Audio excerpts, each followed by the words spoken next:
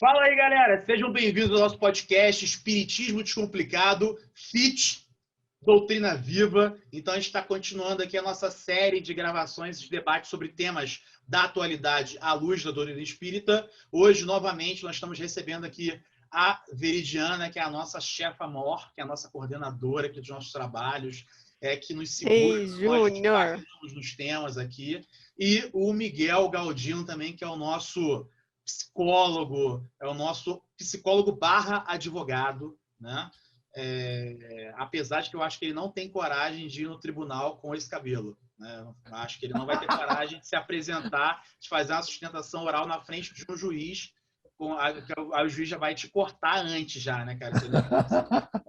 Gente, obsessão com o meu cabelo, ele, cara, é muito fã. Não, eu acho ele massa. Eu vou fazer, inclusive, se aguarde que eu vou fazer igual também. Nas férias. Bom, então, um tema que tem estado bastante em voga e tem sido bastante falado na mídia são as mortes prematuras, né? Sempre chama atenção quando crianças, adolescentes, jovens desencarnam ali em tenra idade, principalmente quando isso acontece de forma violenta ou começa dentro de uma violência familiar e acaba evoluindo para um desencarne. Então, é um tema que sempre traz questões, né? Poxa, por que morreu tão cedo? Por que aconteceu isso nessa família, que era uma família que parecia ser tão perfeita? Né? Por que Deus permite que esse tipo de coisa aconteça? Né? Então, é um tema que é bastante polêmico, né? Polêmico no sentido de que é bastante falado aí pela mídia, mas que a gente pode trazer e debater aqui à luz da doutrina espírita, como espíritos que somos encarnados, todos nós dentro de famílias, né? E que também passamos por conflitos. Mas aí eu queria começar perguntando para a Veri. Veri, por que Deus permite que aconteçam essas mortes prematuras? Bom, as mortes prematuras, elas têm alguns significados bem interessantes, segundo os espíritos, né? Primeiro, a provação para os pais. Vamos dizer das mortes naturais, né? As mortes por doença, por algum tipo de acidente extrafamiliar, né? Por assim dizer. Então, pode ser provação para os pais, final de resgate, né? Faltava só aquele pedacinho de prova. Pode ser por um ensinamento, como é trazido até algum exemplo no Céu e Inferno, tem um exemplo bem interessante, né? De espíritos jovens, né? Que desencarnaram, finalizando, na verdade, as suas expiações. E é por isso, nós temos sim o aval de Deus para que, terminadas as nossas expiações, independente da idade que temos, nós podemos voltar ao plano espiritual, né? E aí, pode falar, Jane. Não, porque, na verdade, quando você falou essa questão de término de uma aprovação, né, me remeteu a uma história que eu ouvi, e eu não estou falando isso aqui para generalizar que todos os casos são assim, né, mas contando um caso de um espírito que havia se suicidado numa encarnação anterior, e acho que faltavam 3 anos, digamos assim, no planejamento reencarnatório dele para que ele terminasse aquela encarnação, e ele se suicidou antes. E depois, quando ele encarnou, ele passou a encarnar do período que faltava, né, exatamente para completar a encarnação dele, né, que ele se suicidou na vida anterior. Então, claro que era uma expiação naturalmente, né, mas ao mesmo tempo também vinha como uma frustração, né, para o espírito. Poxa, agora que eu tive uma nova chance, eu fiquei esse tempo, né? Enfim. Acho que o Miguel vai falar. Não? Quer dizer, eu não sei falar sobre o quê. Mas aí essa fala da Veri me remeteu a isso, né? E um outro ponto que eu acho interessante, que eu até queria ouvir o Miguel falando, é sobre essa, né? Porque a gente começou falando sobre mortes prematuras e tal, mas a gente não estava vendo, eu inicialmente não tinha pensado nisso como uma aprovação para os pais, né? E tem esse lado muito forte também, né? Como é que a gente vê isso aí, Miguel? Eu acho que quando a gente fala que é óbvio que tudo na vida tem consequências para os outros, né? Afeta. Então, tudo que afeta alguma pessoa próxima acaba nos afetando. Mas eu acho que a gente só focar na consequência da morte para os pais é meio como se diminuir a dor e a experiência daquele indivíduo, daquele espírito que foi efetivamente a vítima quem sofreu o desencarne, né? Então, essa é uma consequência que eu entendo, inclusive, psicológica, né? Os pais refletirem, amadurecerem, né? Maturarem a ideia do que aconteceu, o que eu vou fazer da vida agora, o que tudo aquilo significou. Agora, o que eu me pergunto é o que acontece para o espírito, né? E uma das coisas que me chamam a atenção aqui no Livro dos Espíritos, na 190, o Kardec, ele usa uma expressão na pergunta muito interessante, aliás, na 199, né? Ele pergunta assim, por que tão frequentemente a vida se interrompe na infância, né? E aí, esse frequentemente não costuma ser muito explorado, mas no meu humilde entendimento, ele faz essa pergunta porque em meados do século XIX, quando ele escreveu o Livro dos Espíritos, lá em 1850, a mortalidade infantil era gigantesca. Então, era muito comum você ver criança morrendo porque estava trabalhando cedo, criança morrendo no campo de fome, por doenças mil de Já tanta tétano, vacina, né? não tinha nada, né? Então, realmente, a mortalidade infantil era altíssima, a expectativa de vida era muito baixa, né? Então, não tinha o impacto como tem hoje ver uma criança morrer. Eu acho que essa nossa preocupação e esse nosso debate, ele demonstra que a gente realmente está nesse processo de transição. Antigamente, a perda de um filho, uma mulher que tinha 10 filhos, perder um, perder dois, era normal. Ninguém ficava anos, né, enlutado, pensando, ai meu Deus, o que Deus quis com isso? Tirou meu É, filho e ficou em tratamento, né? Então, assim, hoje em dia, uma vida importa. Ainda que ela tenha 10 filhos, mas perdeu um, você vai sofrer uma dor gigantesca, né? Então, eu acho que isso é importante de naturalizar, né? Tanto a possibilidade da morte da infância, como a morte na adolescência, na vida adulta, né? Na idade avançada, que a gente estava até conversando antes, né? A gente tende a ignorar esse assunto morte e foca só quando ela acontece na criança, porque realmente é uma fase que a gente não espera que isso aconteça. Mas se a gente tivesse talvez o hábito de tratar esse assunto morte de forma mais natural, se a gente se deparasse mais com ele, se a gente fizesse como Heidegger fala, né, um Dasein da morte, né, um estar aqui, o refletir sobre isso, talvez isso impactasse menos, né? menos. Talvez fosse um evento menos absurdo, por mais grave que seja, como toda morte, entendo que seja. E quais deveriam ser, Veri, os impactos? Eu ia falar quais seriam, mas os quais deveriam ser os impactos para o espírito desse desencarne, dessa morte prematura? Eu vou puxar um pedacinho do texto que está no Evangelho, né? Das perda de entes amados, mortes prematuras. Na verdade, é um alívio para o espírito que está deixando um mundo de provas, de expiações, né? Pode ser que ele não conseguiria, prosseguindo, ter uma vida melhor, né? Poderia se... Isso é muito interessante, e eu tenho um caso na família, que ele foi retirado antes, exatamente para não ter agravamento na sua existência, né? Então, pode acontecer isso, pode ser que ele, como a gente já colocou, né? Final de expiação, não tem mais o que naquele momento era só aquele pedacinho que ele tinha que passar pela encarnação, passou, tranquilo, terminou, né? É hora de voltar para a pátria espiritual. A grande consequência, na verdade, é a libertação, né? Para nós, desse mundo, é a libertação, ainda que a gente não veja dessa maneira, né? Porque o nosso olhar é o aqui e agora. Esse é o problema. E como o Miguel colocou, melhor seria se nós estivéssemos com essa visão de momento, uma hora aqui, hora ali, mas a gente não pensa assim, né? O apego à presença física é muito grande ainda.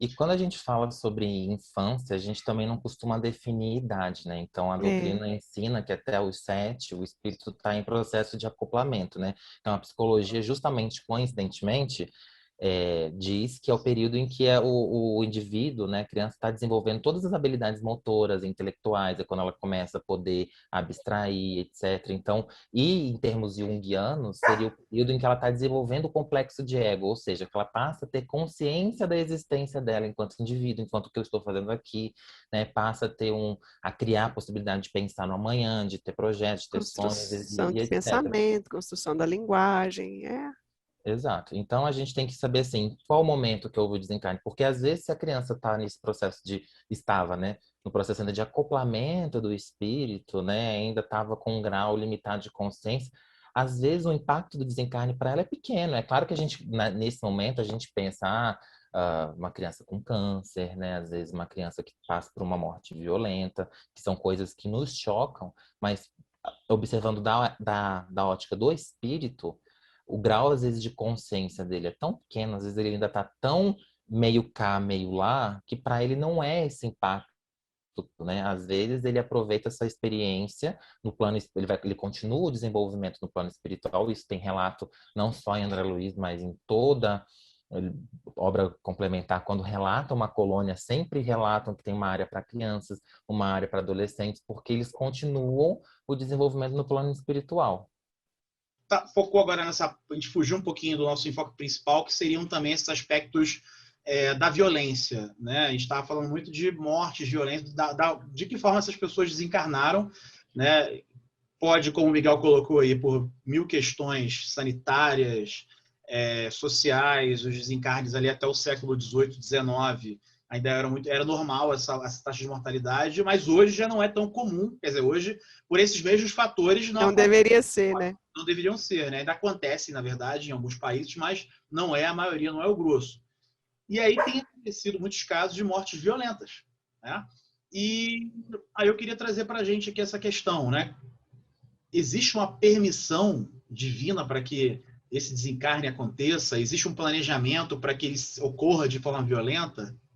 Por quê? Olha, tem uma resposta no Livro dos Espíritos, eu vou encontrar ela aqui, que vai dizer que não Enquanto coloque... você está procurando essa Não vou resposta... procurar, vou te não, dar você a tem nas cabeças? resposta. Depois eu vou te Então dar, conta ali. depois só vou te dar o número que ela tá. Não coloque na conta de Deus o mal que vocês fazem. O Espírito foi bem assim, curto, porque a maldade não é de Deus. Aí se pergunta se Deus permite. Você tem um livre-arbítrio, Ele te deu a oportunidade de você usar para o bem, ainda que você utilize para o mal. E esse é o grande X da nossa questão. Até quando estaremos maus? Até quando seremos maus? Né? Porque a criança, como animal, como meio ambiente, depende de alguém mais forte, mais preparado, mais planejado para lidar, né? Para cuidar e não para judiar. Essa que é a situação. E aí? Porque se natural fosse, os pais estariam cumprindo com vamos dizer assim, com um planejamento apenas. Mas eles não foram, mas não houve no planejamento deles judiar do filho. Havia sim o compromisso de cuidar e de se, vamos dizer, se consertarem emocionalmente todos eles, né? Resgate emocional da família.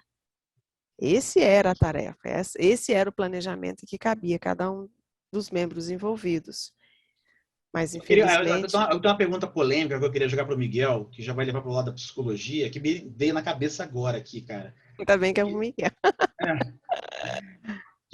Porque eu estava pensando no seguinte, eu apanhei muito quando era criança, tá? E era muito normal, era muito comum, acredito que, não sei o Miguel, não sei a Veri, era comum que na nossa educação, no passado, nós apanhássemos, né? E o que difere esse pai que dá essa palmada, digamos, educativa, né? Na mente dele, ali, educativa, desses pais que estão cometendo atrocidades, ou parentes próximos que estão cometendo atrocidades, né? E tem diferença nessa violência ou a violência é a mesma? Eu acredito que tem uma diferença gigantesca, né? A gente não pode tratar espírito, indivíduo, ser humano, como se fossem iguais. A gente somos todos indivíduos únicos, todos estamos num processo de individuação, todos nós estamos em busca da nossa reforma íntima, que é diferente uma do outro. Então, eu acho que a humanidade vai mostrando muito isso na história, né? Enquanto que na época de Kardec, né, 2 séculos atrás, era ok o duelo, hoje em dia a gente já vê isso como uma barbaridade, né? E voltando mais atrás, você, sei lá, fazer pirataria você era enforcado, né? Tipo a Revolução Francesa, 1789, você era guilhotinado. Então, assim, e antes, né, lei de talião, roubou, corta a mão. Então, eu acho que vai havendo um desenvolvimento intelectual do espírito, né? A consciência, ela vai se expandindo, então ele vai vendo o quê? Que é preciso corrigir. Então, inicialmente, ele acha que é com base na paulada. Depois, ele pensa que, um castigo. Depois, ele pensa, uma conversa.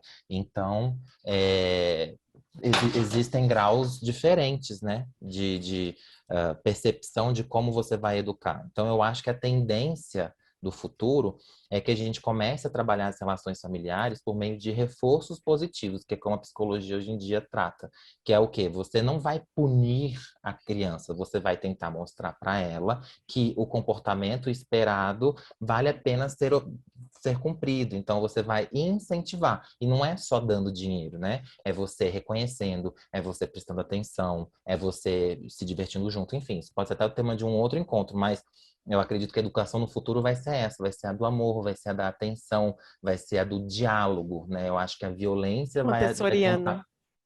vai ter um papel cada vez menor na educação do ser humano.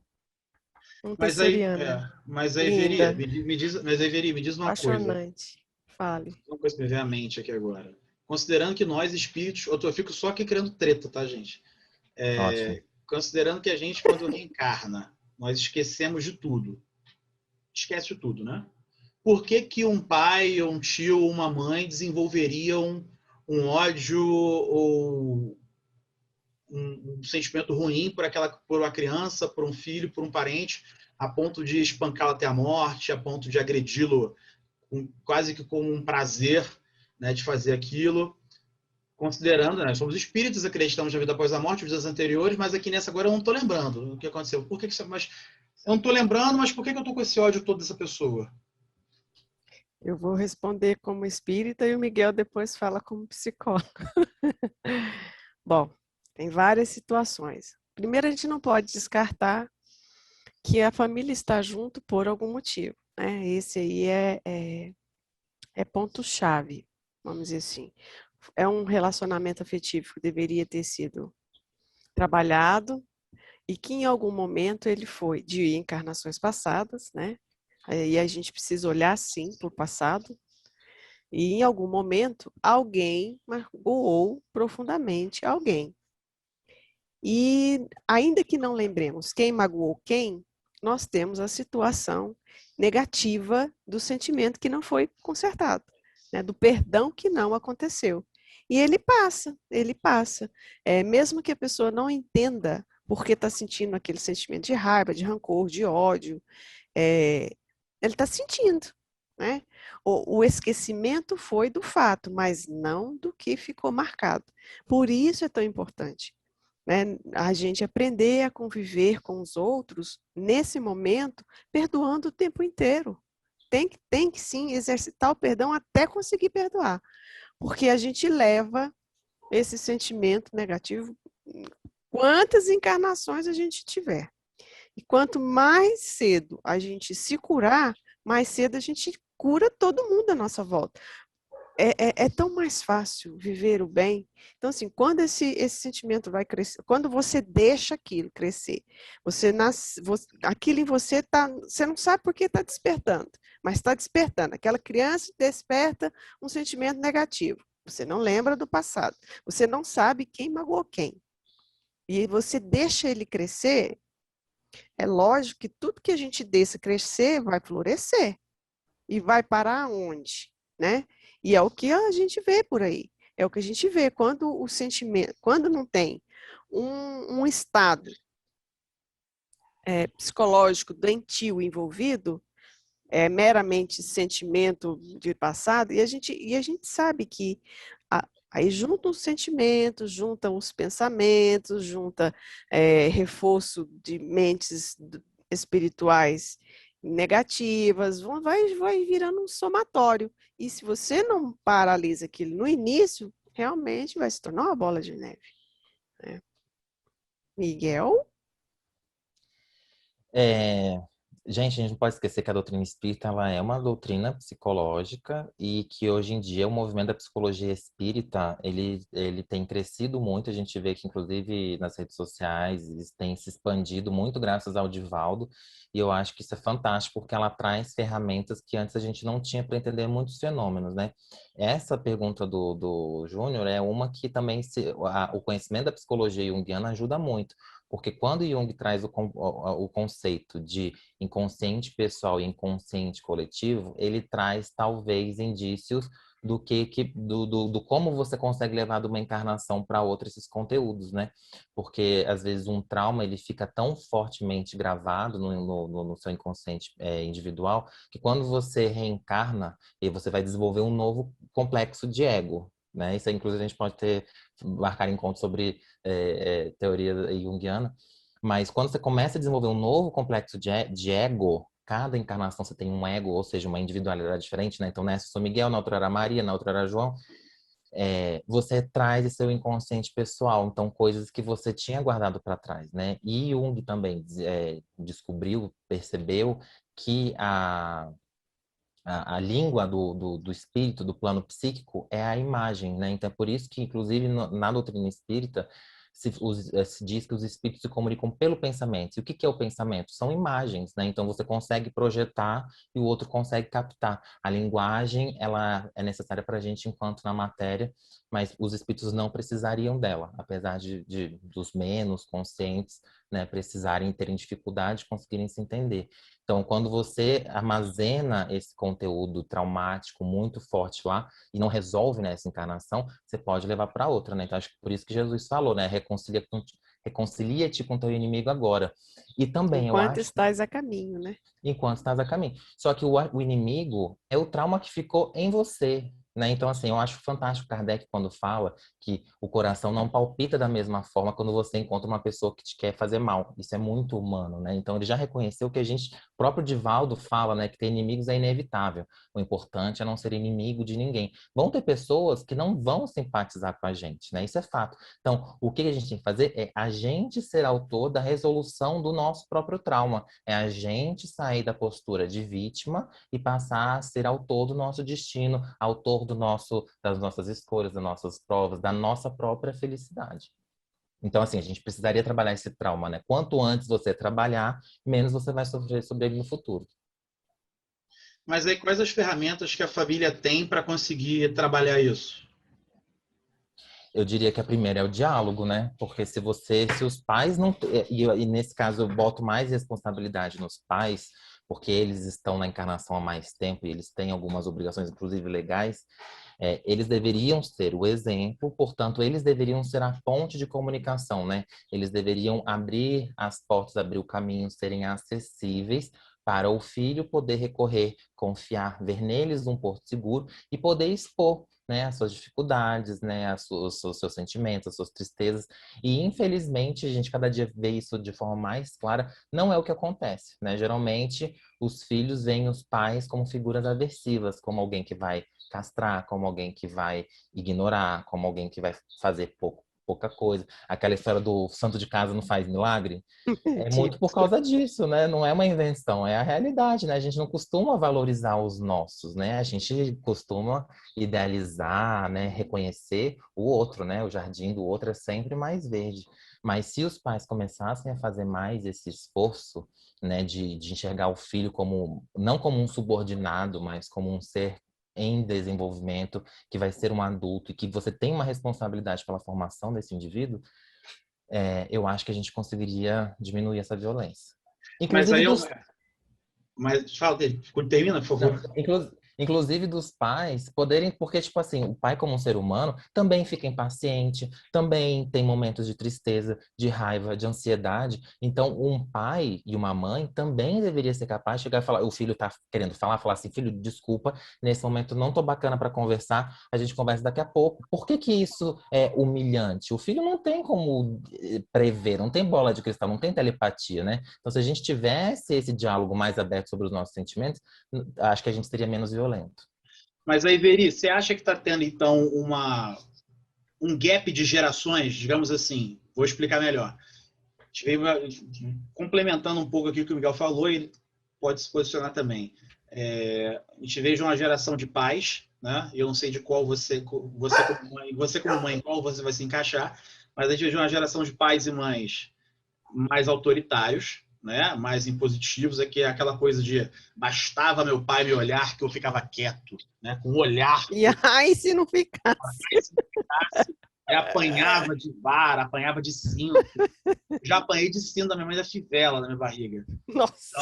Então, sério, já apanhei. Não, gente, já apanhei feio e eu não tenho, assim, não tenho nenhum problema com meus pais. A gente, nossa, super bem, família espírita e tal. Já apanhei pra caramba. Mas beleza. Aí a gente teve uma geração de filhos que falaram assim: não, eu não era amigo do meu pai, a gente tinha um relacionamento muito ruim, né? Meu pai estava lá, eu estava aqui. Não, eu quero ser um pai, quero ser uma mãe diferente. Vou ser amigo dos meus filhos. E aí tem hoje a gente tem uma geração de pais aí que são só amigos. E aí você tem alguns filhos aí que estão meio perdidos, sem referência, porque não tem pai e mãe. Então vocês acham, eu queria dizer, que está faltando um meio termo aí entre esse... Porque existe... Você pode ser... A questão do autoritário... Você pode ter autoridade, né, sem ser autoritário, demonstrar sua autoridade com seus filhos, né? E ao mesmo tempo ser amigo deles. Você acha que está faltando esse meio termo aí? Sim, né, Júnior? Mas é muito complicado, né? Eu tento ser assim, eu sou uma mãe muito legal. Você tem cara de ser uma mãe boazinha, assim, tipo, faz tudo. Ah, vai lá, fala com seu pai. Eu sou boazinha, mas eu sou careta. Então, assim, eu cobro, eu cobro um certo comportamento, mas eu deixo livre para poder fazer o que quer. Do tipo assim, olha, deixa eu contar aqui um segredo.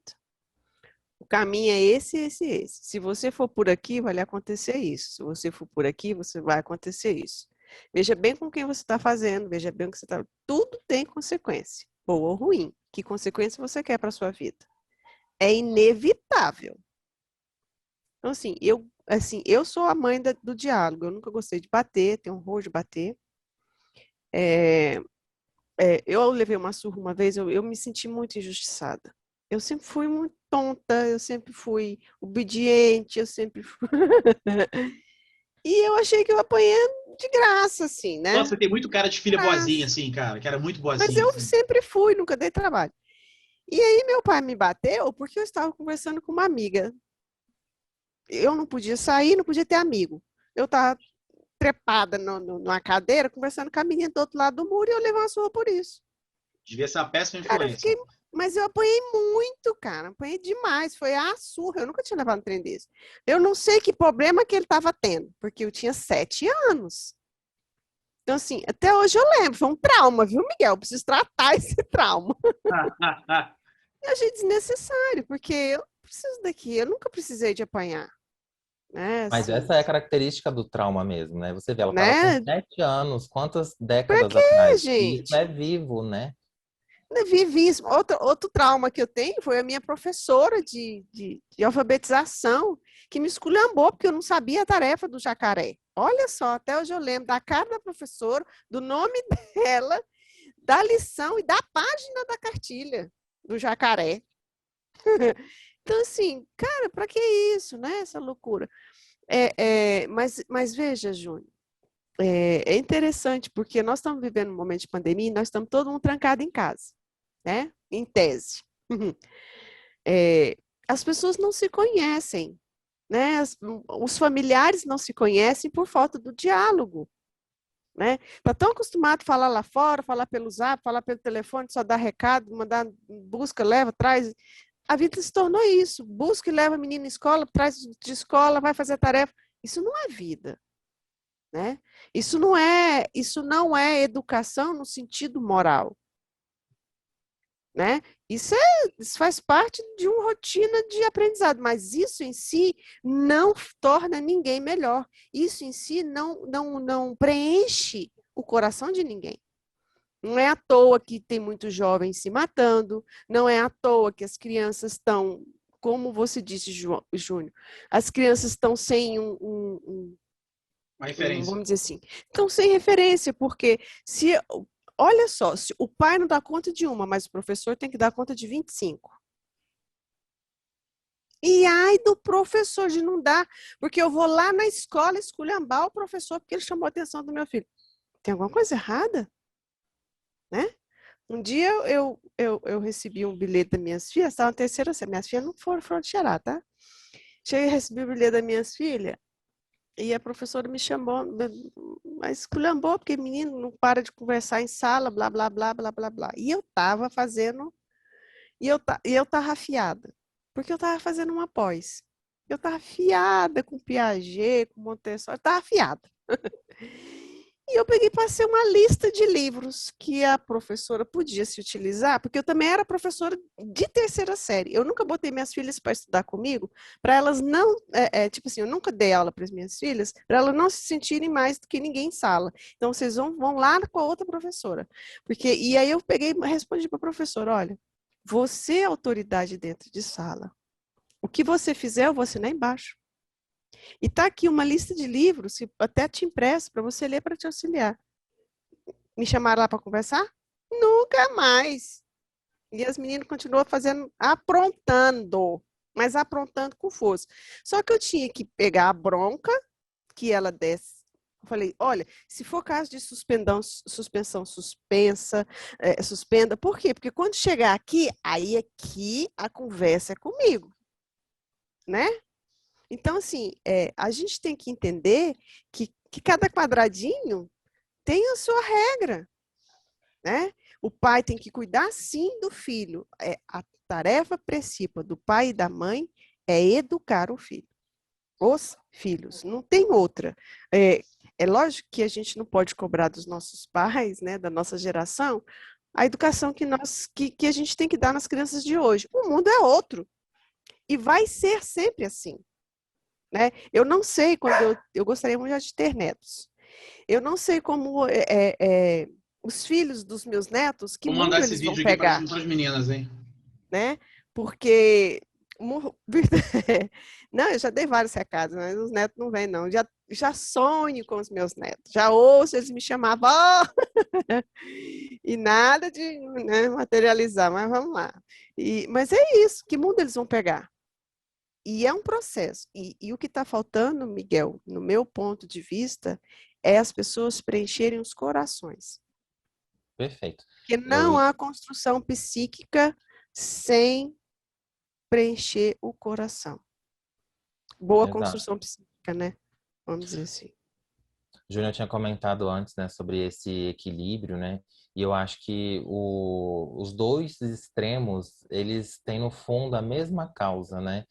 Que é o real desinteresse com aquele indivíduo, né? Tanto o pai que é extremamente autoritário e quer controlar tudo, ele quer que o filho seja uma cópia ou faça exatamente aquilo que ele espera, quanto um pai que não tá nem aí, tipo, deixa tudo, não quero ter nada a ver. Os dois faltam com a criança no que a criança, e no caso o ser humano, mais precisa, que é a atenção. E assim, é uma atenção de qualidade. Não é do tipo estar na casa e tipo botar para jogar videogame e você tá lá conversando no telefone. Não é ela tá vendo desenho e você tá no WhatsApp. Sabe? A atenção é tipo, vai assistir o desenho junto, vai assistir o desenho, vai conversar sobre o desenho, vai brincar junto, ainda que seja 20 minutos, mas você vai brincar ali. Só Você fazer vai um adendo simplesmente... aqui, cara. Só fazer um adendo, porque eu não tenho filhos ainda, né? Mas eu gosto de assistir Peppa Pig. Cara, é um É desenho altamente bonitinho. engraçado, É uma educativo. Eu gracinha. sei assistir em inglês, para quem gosta de inglês. É fácil de entender, você aperfeiçoa seu inglês, né, por cima. Eu assisto sozinho, assisto aqui. Eu assisti Peppa agora. Igual Netflix. Eu me amarro, cara. É muito É uma engraçado. gracinha. Eu assisti com a minha sobrinha, eu achei lindo. Prossiga, Miguel. Desculpa, eu só queria... Não, mas esses programas infantis, os jogos e tal, a gente tem uma criança interna, né? Uma criança psíquica. A gente também, quem diz que não suporta, tem uma questão de criança machucada, mal resolvida internamente. Todos nós conseguimos ser tocados. É claro que não vai ser isso que a gente vai fazer todo dia, a gente tem outros interesses. Mas assim, você poder assistir um filme, Peppa Pig que seja, com um filho, e poder conversar e comentar, é uma coisa que você vai poder ter uma troca, que você vai poder ajudar a refletir. Às vezes você usa ali um tema que está sendo conversado e você desenvolve. Então é isso que as pessoas, as crianças, os jovens, nós todos, seres humanos, temos falta, que é de atenção, que é você ter certeza que o outro se importa com você, que é a tal da empatia. Só que no caso da família, a empatia tem que ser amor. O amor atenção, o amor presença, o amor parceria, o amor não julgamento. Então eu acho que é nesse, muitos pais hoje em dia querem ter filhos por status, às vezes por uma obrigação social, às vezes, né, chegando uma certa idade, todo mundo começa a ter, você quer ter também. Então, tipo, e não pensa nas consequências. Mas ser pai e ser mãe é uma missão que vai te exigir uma série de renúncias. Pro Você não resto da tem sua vida. pro resto da vida. Você não vai conseguir ter a vida que você tinha como solteiro, né? Então, assim, Não, pro pai que a acabou. mãe acha que vai conseguir todo, fazer o que quer o tempo todo, não vai, entendeu? Então, assim, eu acho que a gente está caminhando para maternagem, paternagem mais consciente, e isso vai poder produzir crianças, indivíduos mais saudáveis psiquicamente. Só voltando um pouquinho aqui, porque acabou que a gente migrou para um assunto mais educação, que não que seja menos importante, a gente, no nosso bate-papo, ele é livre, né? Mas eu queria trazer, até um debate que a gente estava tendo antes de começar aqui em off, né? Jogar para veria aqui essas polêmicas, ela é mais amenizadora, no sentido assim, como é que a providência divina atua? Aí vai entrar naquele tópico que a gente estava debatendo um pouco antes sobre a escolha das provas, né? Ah, eu como espírito posso escolher o gênero das provas pelas quais eu vou passar, né? E como é que esses encontros e também ninguém é programado para fazer o mal, né? Eu posso, sei lá, hipoteticamente matar alguém, mas no meu planejamento não veio que eu iria matar alguém. Eu no meu livre-arbítrio escolhi matar alguém. Beleza. E aquele alguém que foi morto por mim, hipoteticamente, ele foi morto porque havia algum motivo dentro da trajetória dele para que ele fosse morto. Tudo bem? Vocês estão acompanhando meu raciocínio?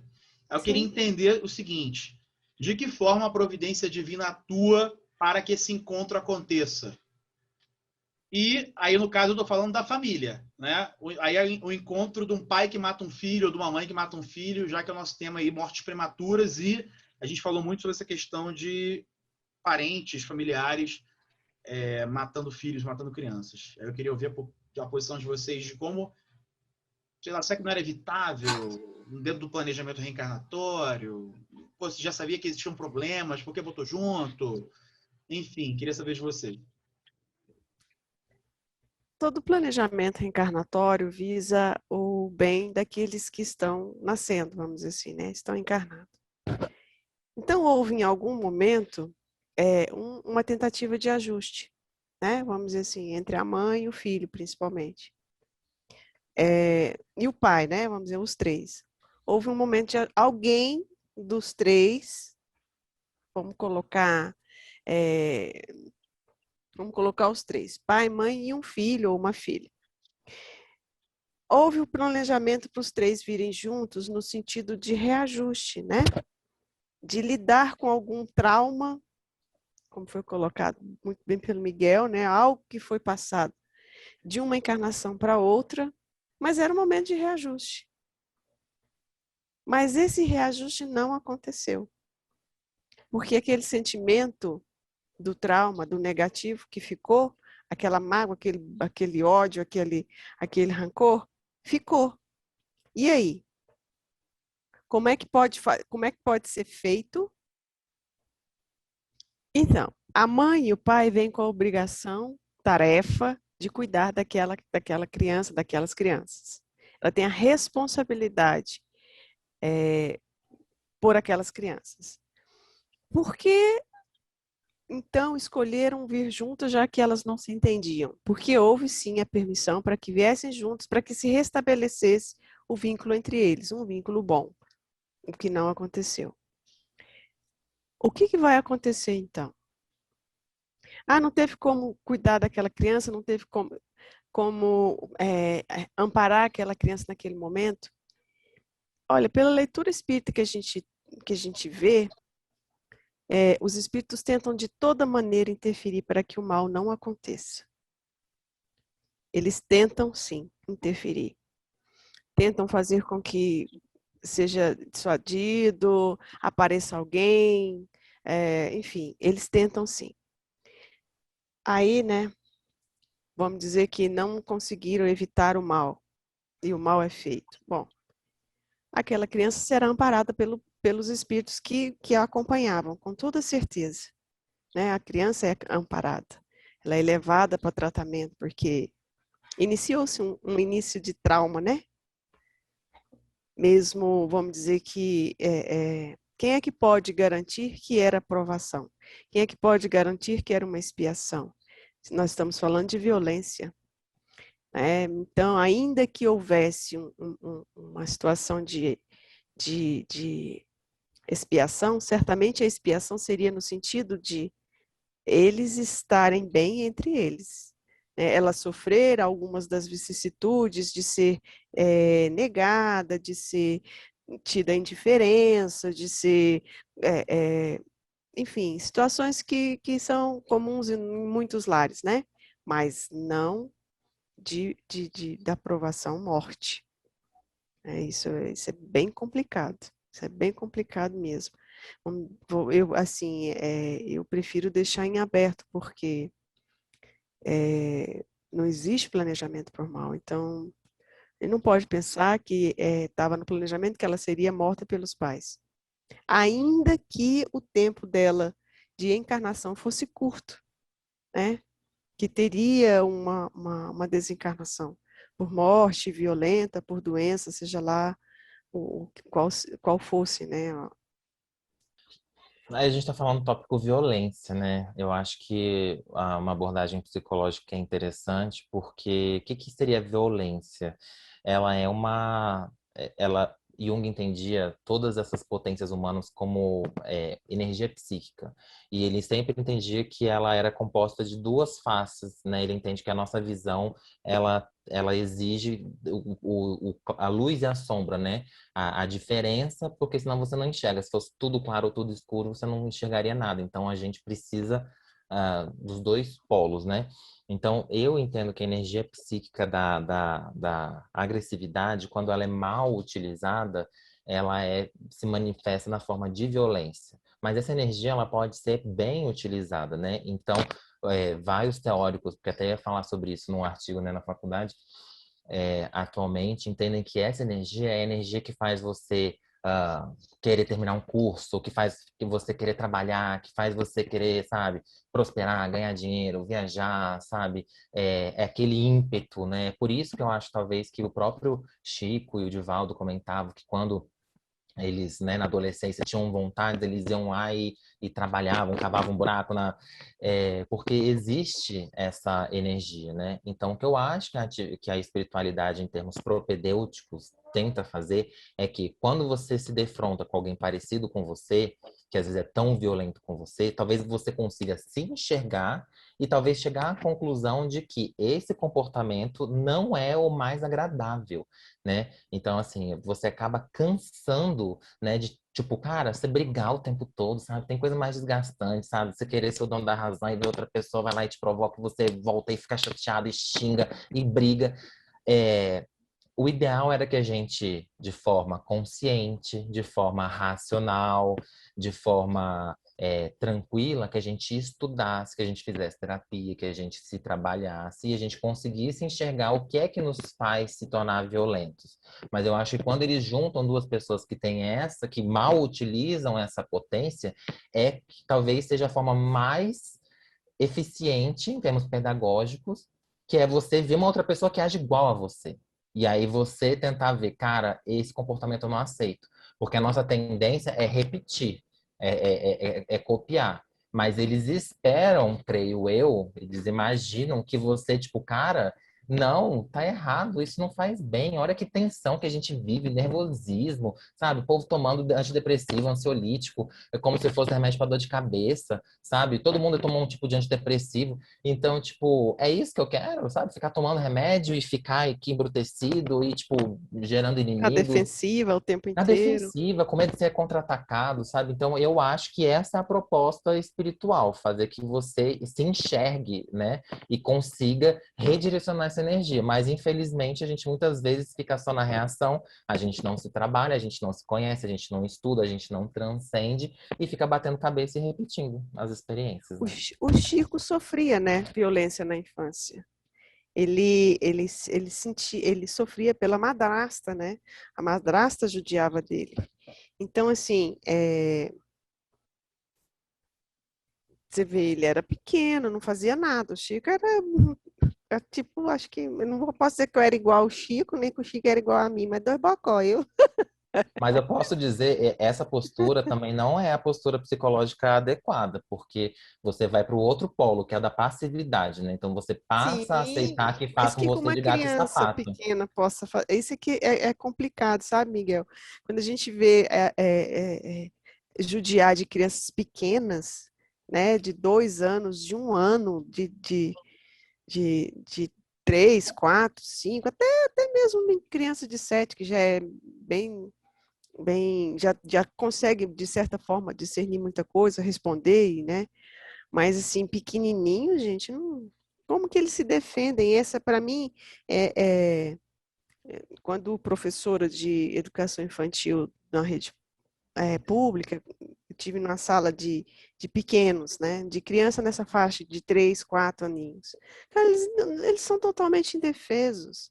São totalmente indefesos, né? E é uma judiação, porque eu tive uma menina, ela se chamava, acho que Isabela, sei que, e ela apareceu um dia na sala, sabe? Linda menina, linda. E pequenininha, que coisinha. Aí ela apareceu na sala um dia e falou assim: tia, eu chamei ela pelo nome e ela falou assim: eu não me chamo Isabela. Eu falei, ué, como você? E ela falou outro nome. E no que ela disse outro nome, ela falou assim: mas quem é a fulana? Eu perguntei para ela. Ela falou assim: não, tia, eu morava. Aí ela contou uma história que eu acredito que por um trauma que ela estava passando na família, abriu alguma porta, porque ela contou uma história que ela morava na rua com a família, que o pai fazia, aí ela contou, mas a história, ela muito bem construída, e ela não se aceitava chamar ela de novo pelo nome que ela tinha. Eu não sei se ela criou, ou se realmente abriu. Ela estava passando por uma situação de violência em casa, né? Mas ela estava assistindo o pai bater na mãe, ir para a delegacia, e aquela coisa. Então, assim, essa é uma situação, sabe, Júnior, muito triste, porque a gente sabe que ela não é rara.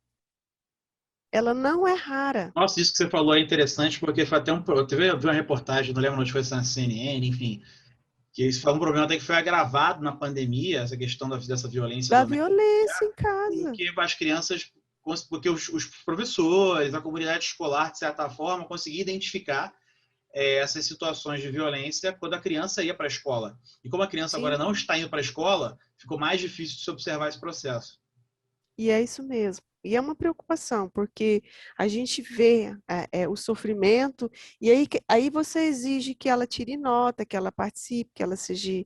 Como que ela vai ser alguma coisa positivamente construída? Você está, né? Você está obrigando ela a assistir uma situação, uma vivência destrutiva.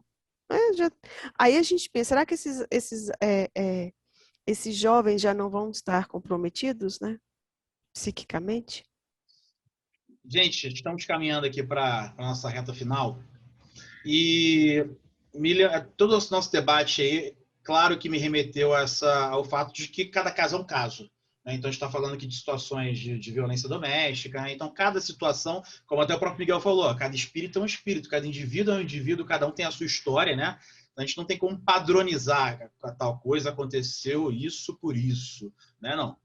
Cada um tem sua história, cada um criou, foi criado num determinado momento, fez as suas escolhas, as suas caminhadas, e assim foi vivendo, e a providência divina vai atuando. Mas eu não tive como não lembrar da história, não vou citar o nome daquele menino que foi arrastado por um carro. O carro foi roubado e a mãe não conseguiu tirar o menino a tempo. E o Nossa, menino que ficou preso e desespero. foi arrastado. E a Maíse contou essa história em uma das palestras dela, e eu achei bastante interessante, né? Porque ela fala que esse menino era a reencarnação de uma autoridade romana, uma autoridade que tinha por prazer escolher pessoas aleatórias ali da comunidade para amarrá-las nas bigas e arrastá-las até a morte. Né? E até volta um pouquinho naquilo que a gente estava debatendo sobre em que momento vai haver a reparação. Né? No caso, isso aconteceu há quantos séculos atrás e isso foi reparado agora, né? Sei lá, poucos anos, né? Centenas de anos, séculos depois. Né? E achei interessante que o casal que o pai e a mãe que receberam esse menino como filho, que permitiram que ele encarnasse a família deles, tinham sido espíritos que haviam sofrido naquele período de Roma com esse menino. Quer dizer, ele havia arrastado também esses espíritos nesse momento e eles o perdoaram e aceitaram recebê-lo como filho.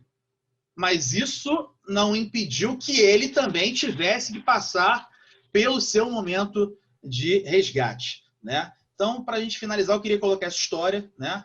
E queria ouvir de vocês, né, as suas impressões e também que deixassem a mensagem, né, sobre o tema, fazer um fechamento aí.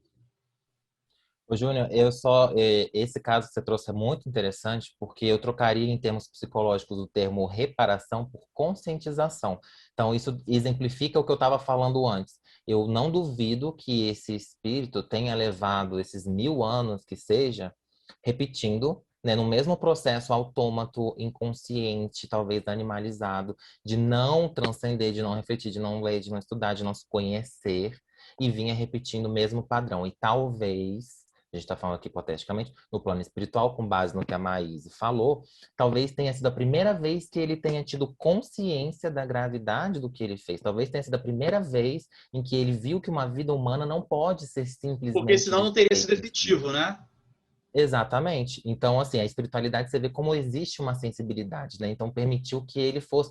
E quando ele descobriu, eu não duvido que aí, olhando para o passado, talvez ele tenha reparado, meu Deus, e tenha sido uma crise de consciência tão gigantesca, ter se dado conta do mal que ele fez a tantas pessoas, que aí, nesse caso, eu consigo acreditar que ele tenha pedido que queria realmente ter um tipo de morte violento para poder ficar em paz com a consciência. Isso. Que levou muito tempo em que ele ficou reagindo e não conseguia enxergar a gravidade dos atos que ele vinha cometendo. Sim. Então, em vez de reparação, eu diria conscientização. E a mensagem final que eu deixaria seria... fizeram uma pergunta para Jung, né? Assim, perguntando para ele, já bem velhinho, uma das últimas entrevistas dele, né? O conselho que ele daria para as pessoas quando tivessem... Que acreditam que a morte é o fim de tudo, né? E aí Jung responde assim, bem, veja bem, eu tratei de muita gente idosa. É muito interessante observar o que a consciência delas está fazendo com o fato de que estão aparentemente ameaçadas por um fim completo. Este fato é desconsiderado.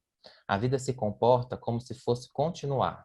Então, acho que é melhor para as pessoas idosas continuarem vivendo, irem em frente, para o dia seguinte, como se ainda fossem viver por séculos. Então, viverão corretamente.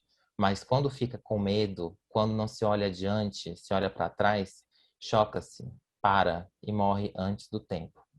Mas quando se vive olhando em frente, para a grande aventura à frente, então vive e trata-se do que o inconsciente quer fazer. Claro que é óbvio que todos iremos morrer, que é um triste finale de tudo. Mas mesmo assim há algo dentro de nós que não acredita nisso aparentemente. Mas isso é somente um fato fisiológico. Não significa para mim que algo está provado. É simplesmente assim, né?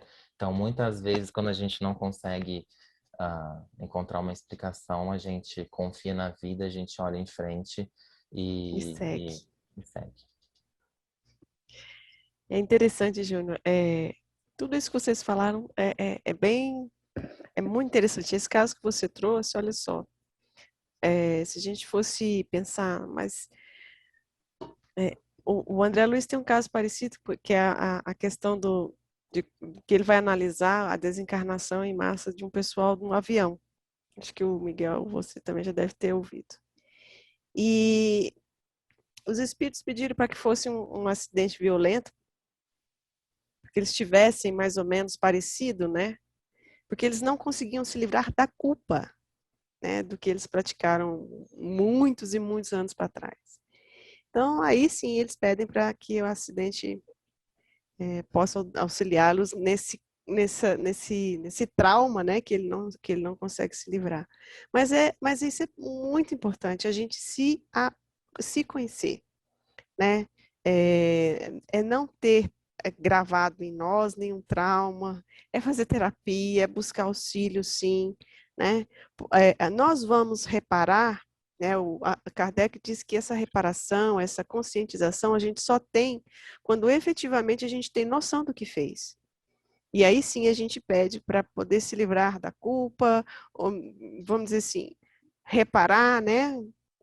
Poxa, eu só tenho como me livrar da culpa dessa forma. E aí, para muitos, vai trazer como se fosse uma reparação. Não, na verdade, é um tratamento psíquico para ele, que ele precisa se livrar da culpa e seguir adiante, né? Então, que nós possamos ter uma vida mais leve, ter uma vida mais fraterna, ter uma vida perdoável, né?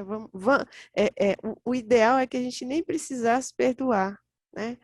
Que a gente não se sentisse ofendido, magoado. Vamos ter uma vida mais leve, vamos ser mais leves, né? Não guardar traumas, né? Nos conhecer efetivamente. E respeitar, sim, o nosso próximo, seja nosso filho, nosso irmão, nosso amigo, nosso vizinho. Tenha 1 ano, 2 anos, 3 anos, tenha a idade que tiver. Todos nós somos espíritos, em processo evolutivo, em processo de construção, e precisamos sim sermos respeitados. Gente, valeu, obrigado aí pela participação de vocês novamente. Acho que foi ótimo, né? A gente até teve uma conversinha aqui em off antes, a gente teve umas tretas aqui antes de começar, mas super rendeu o nosso debate aqui. Acho que foi bem legal, a gente conseguiu chegar num ponto, né, de consenso. E quem estiver nos ouvindo, nos assistindo, e tiver sugestões de temas, né, ou comentários, pode comentar no YouTube, né, que o vídeo vai estar disponível no YouTube, ou os podcasts não nos dão a oportunidade de escrever, né, mas você pode nos encontrar nas redes sociais, né, no Instagram, Facebook eu uso muito pouco, mas no Instagram, principalmente, pode nos encontrar lá. E muita gente me acha lá pelo Spotify, pega meu nome e me acha no Instagram e manda pergunta, agradece, enfim, está aqui aberto para esse debate e para essa construção. Beleza? Gente, valeu, obrigadão, um abraço, fiquem com Deus. Um abraço. Tchau, tchau.